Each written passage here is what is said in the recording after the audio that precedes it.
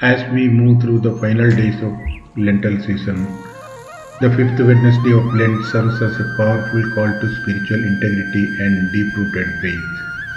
With the Holy Week just few days away, the liturgy and the season urges us to look beyond the surface of our religious practices.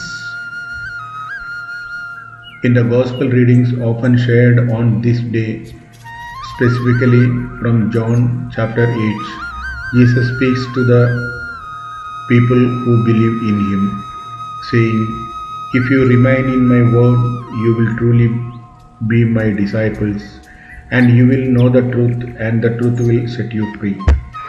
This is an invitation to move beyond a casual faith.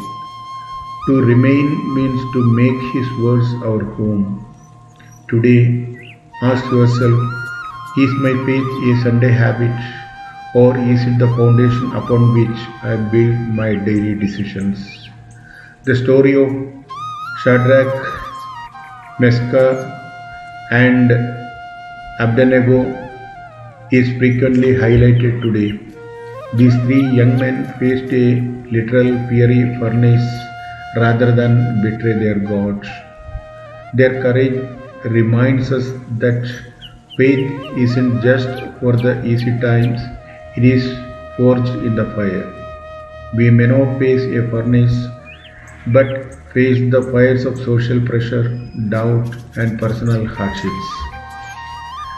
This Wednesday is a reminder that God does not always keep us from the fire, but He always walks with us through it.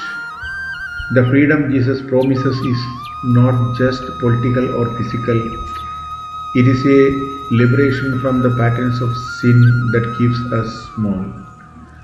By the fifth week of Lent, our initial enthusiasm for our fast might be waning. Use today to refocus. This is not about the difficulty of the sacrifice, but about the space that sacrifice creates for God to move in our life.